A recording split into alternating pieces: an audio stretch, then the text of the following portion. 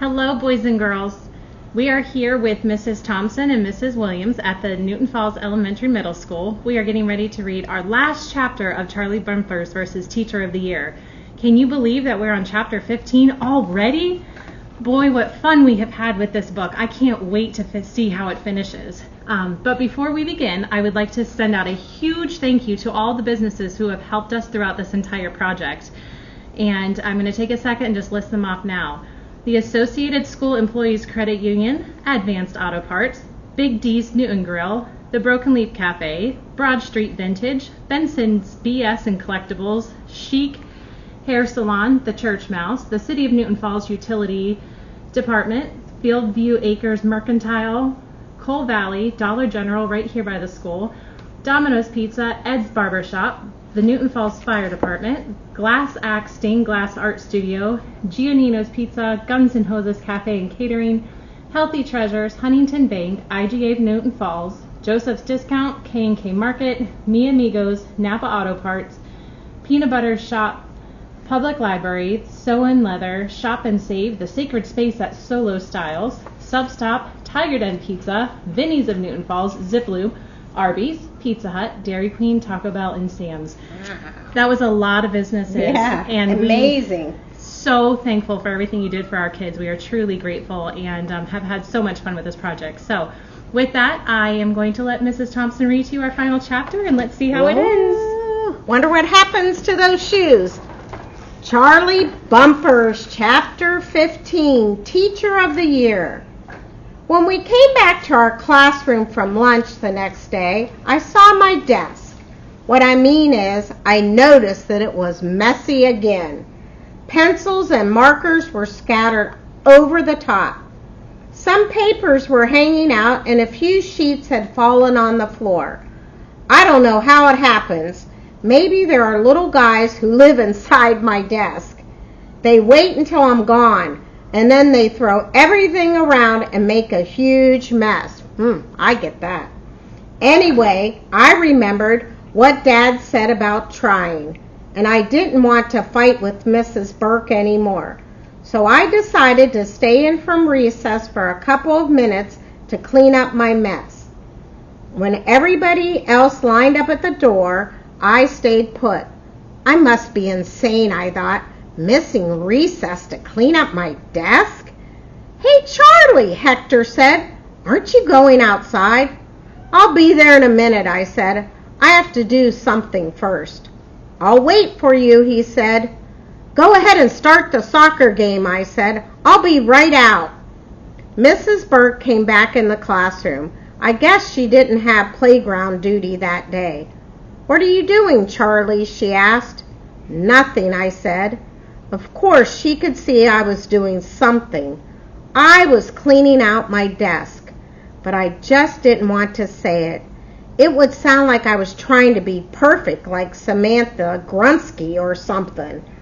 Mrs. Burke nodded and didn't say anything. She sat at her desk and watched while I emptied mine and started to put things back. Then she started grading papers. Just me and Mrs. Burke, missing recess. I could see the playground out the window. Tommy and my other friends were playing soccer. Some first graders were throwing a ball up in the air and catching it right outside of our classroom window. Hector was standing by himself. I wondered why he wasn't playing soccer. I got everything back in my desk. It was neater. All done, Mrs. Burke asked. Uh-huh. Charlie, she said, we seem to have gotten off on the wrong foot, but we're not very far into the year and we still have time to get off to a good start. I hope you'll pay closer attention to what you're doing and try harder to think about the consequences. She stopped for a minute like she was thinking about something else to say. Then she looked outside.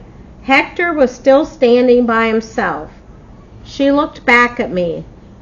Do you understand me? She said. I nodded. Now hurry outside or you'll miss all of recess. Use your head, all right? Okay, I said. I know you can do better. I nodded again and ran out the door of the classroom to the hallway. I was hoping I could still get in on the soccer game. "No running," she called. I opened the big door and ran out onto the playground. "Hey, Charlie," someone called. "Help us." It was Brady, the crazy first grader. "What is it, Brady?" I asked. "Our ball," he said. He pointed up on the roof. Oh no.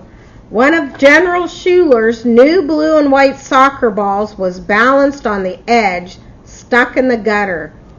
"Where'd you get that?" I said. "I found it," Brady said. "Then I kicked it up on the roof by mistake. Can you get it down?" "Where'd you find it?" "In the gym," Brady said. "Can you get it down for us?" I looked around.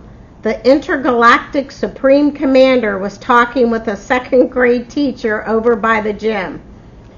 If he saw Brady with the ball, the first grader was doomed. "Can't you ask your teacher for help?" I asked. I did. She said she'll ask Mr. Turchin to get it down later. The first grade teachers obviously didn't know about Mr. Schuler, intergalactic supreme commander of soccer balls. Neither did Brady. He didn't have any idea that his life was in danger. "Can you please get it down, Charlie?" Brady needed help, and fast. I looked up at the ball. I figured if I hit it with a rock, it might fall down. I thought again. Rocks are hard. And what if I missed and I hit a classroom window? I needed something softer to throw. I glanced around the playground. Mr. Schuler hadn't seen us yet, or the soccer ball. The ball had to come down. Somehow, some way. Time was running out. What if Mr. Schuler came this way? I looked around for something else to throw. Then an idea hit me. My shoe was just the right size for throwing, and it wasn't heavy enough to break a window. A bunch of the first graders gathered around me, watching me take off my shoe. Some of them giggled. They thought it was funny. They didn't know about Mr. Schuler. I threw my sneaker at the ball, but my shoe hit the gutter and fell to the ground. I hopped over to where it was and picked it up. Now the first graders were laughing and shrieking. I threw my shoe again. This time it hit the ball and knocked it out of the gutter. All the kids squealed and ran for it. "Thanks, Charlie," Brady yelled.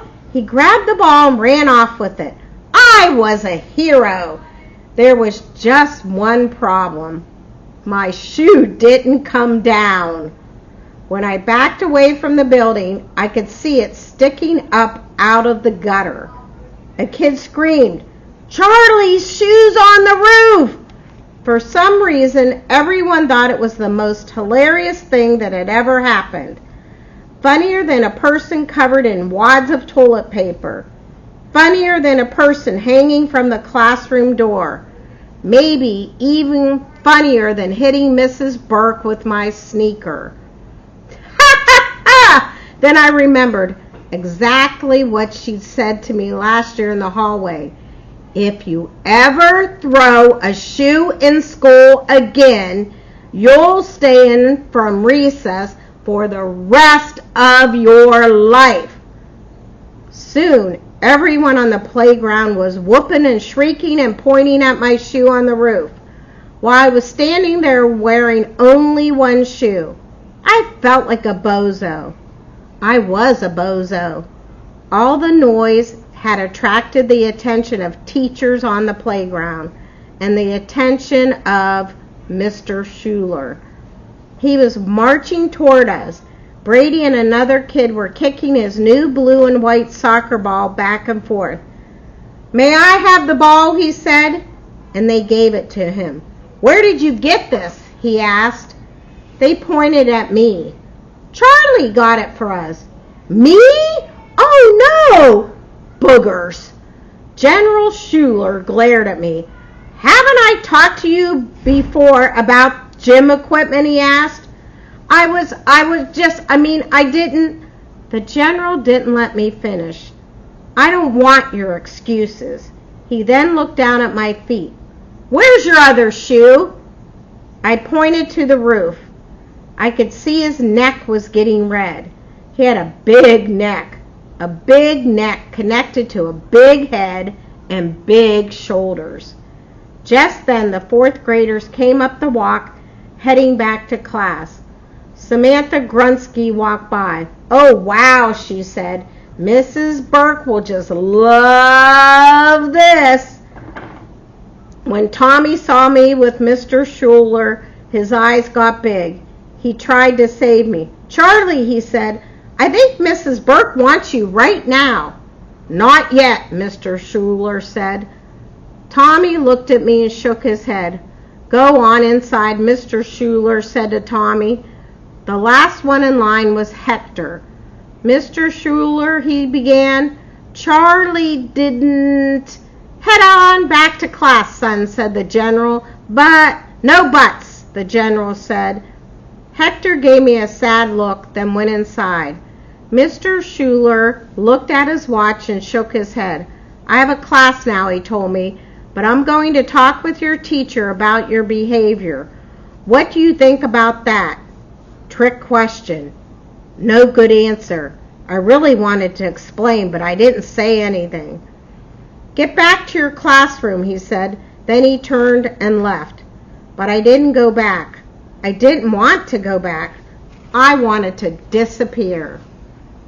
I sat on the step at the back entrance of the school and tried to remember a time when I'd been in more trouble than I was about to be in.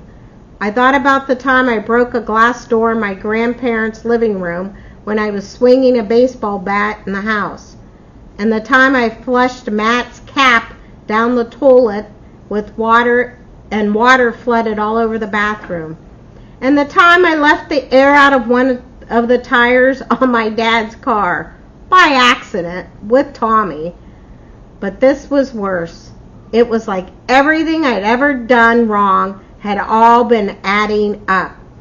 Hitting Mrs. Burke in the head with the sneaker, the messy desk, the swinging on the door, the toilet paper, and now this, the shoe on the roof. After my dad had told me not to do any more dumb things, after Mrs. Burke had reminded me to use my head, I was doomed. The general was going to lock me in a smelly gym locker. Mrs. Burke was going to keep me in from recess until forever. My parents would never speak to me again. I don't know how long I sat there. A pretty long time. I knew I should go back to class, but I couldn't do it. I was tossing pebbles into a crack in the sidewalk when I heard the door open behind me. I didn't look. I felt somebody sit down beside me. It was Mrs. Burke. Boogers. She sat there for a minute without saying anything. Then she said, You're missing a shoe. It's on the roof, I said. I heard, she said. I asked Mr. Turkin to come out and get it. Thanks, I said. You seem to have a problem with your shoes, she said.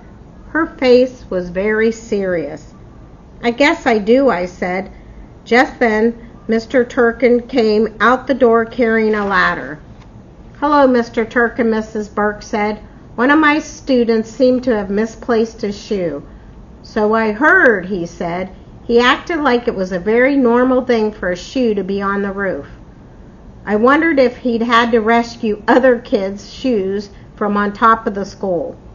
Where is it? He asked. I got up and pointed out where it was. He put the ladder against the roof and climbed up. Here it is, he said. Why'd you color it black? Were you going to a funeral? He chuckled and tossed it down to me. I put it on and tied it tight. You better put a double knot in it, Mr. Turkin said as he took down the ladder. You don't want to get away from you again. He laughed rumbly laugh as he carried the ladder away. Mrs. Burke and I didn't say anything. I felt all confused inside.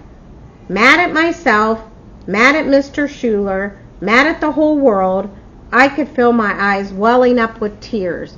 Finally I said, I keep messing everything up. A big tear snuck out of my eye, ran down my cheek, and hung on the end of my nose. I wouldn't worry about Mr. Schuler, Mrs. Burke said. He's going to have to learn how to share the soccer balls. They don't belong to him, you know. That was a funny thing for a teacher to say. I wiped the snot off my face with my shirt sleeve. Hector told me you were trying to help the younger children get their ball back. I nodded. Throwing your shoe wasn't a very good choice, she said, but it was very kind of you to help them. I looked up at her in surprise. I know all about you, Charlie Bumper, she said. What do you mean? I asked. You keep saying that. She was quiet for a minute. Then she asked, do you know why I put you next to Hector in class? So I would have a neat desk and be good all the time like he is? No, she said. Then why? Because I knew Hector would have a hard time when he started here. He comes from a long way away, and this is a big change for him. He needs people to be friendly to him. And when I asked the third grade teachers who the friendliest boy was, Mr. Romano said it was you. The others agreed. I think my face got red. Something inside me turned over. I sure hadn't expected her to say something nice like that. I smiled a little. Mr. Romano was right. You are friendly to everyone, and I needed someone to be friendly to Hector. That was easy, I said. He's nice. Yes, he is, she said. But if it hadn't been for you, Hector would have been included so quickly. He would have had the chance to do something he's good at and win the race, and other kids wouldn't have even known his name. I just nodded. It's a funny thing, Mrs. Burke said, how sometimes doing something kind can get you into trouble. I nodded again. That was a pretty interesting idea. And then I thought of something else. Do I have to be friendly to Samantha Grunsky? Her face twisted a little like she was trying not to smile. Then she said, as friendly as you can be. Being mean doesn't really help anything. Okay, I said. I figured I could be a little nice to Samantha Grunsky if I had to. Now, Charlie, she said, the things I said about helping Hector and being friendly are our little secret. Okay, I said. I was feeling better and better. I doubted that Mrs. Burke shared very many secrets with her students. Any questions, she asked. Yeah, I said. What? Mrs. Burke, are you going to keep me in from recess for the rest of my life? She looked confused. Why would I do that? Because you said last year if I ever threw my shoe in school again, you would keep me from recess for the rest of my life. And then Mrs. Burke laughed. She laughed out loud. She put her arm around me again and hugged me. That was a joke, she said. Sure didn't seem like it. I said, you sounded serious. She shook her head. Charlie, I have something to tell you about myself. I have a very dry sense of humor, and I can be very sarcastic. I knew what that word meant. It means saying things you don't really mean in order to be funny. My dad can be sarcastic. He acts like he's serious, and it's funny if you know he's kidding, but you have to know him well enough to know that he's kidding.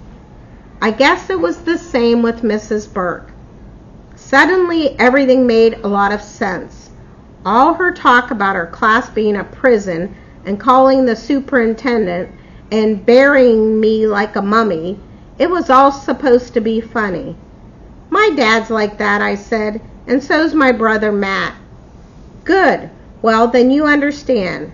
I try to be careful so people will know I'm kidding. But sometimes I'm not careful enough, and they don't realize I'm joking. Okay, I said. I knew right then I was going to get along a lot better with Mrs. Burke. I wondered how my dad was going with Mr. Grimaldi. Are you ready to go back in? She asked. Yep. But then I realized I still had one more question. Mrs. Burke, how do you make your fingers explode like that? Explode? Yeah, when you snap them. You mean like this? She said. Then she snapped her fingers. Pow! Yeah, I said. Where'd you learn to do that? Mrs. Burke smiled like she was remembering something. I learned it from my mom. She was a teacher too. It seems pretty handy, I said. Yes, she said, it is.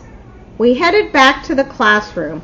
As we walked down the hallway, she put her hand on my shoulder. Maybe, I thought, it wasn't so weird that she was voted Teacher of the Year. I might have even voted for her if I'd had the chance. When we walked in the room, everybody was staring at us. I sat down at my desk. Hector looked at me. Hi, Hector, I said. Hi, Charlie, he said. Hey, Hector, I said. Cool shoes. He grinned. So are yours. Samantha Grunsky raised her hand. Yes, Samantha, Mrs. Burke said. What's going to happen to Charlie? Mrs. Burke looked at Samantha. Then she said, Well, really, class, it's nobody's business what's going to happen to Charlie. But I might as well tell you the horrible truth. I suspect the police will be coming to my empire soon to put him in prison for throwing his sneaker on the roof. She said it with a completely straight face. The class gasped. No one could believe it. Everybody started talking. Pow, pow, pow! Exploding fingers. Everyone got quiet. Mrs. Burke looked at me. She raised her eyebrows and the corner of her mouth turned up just a little. I gave her a little nod, but I didn't give away our secret. My best friend Tommy wasn't in my class.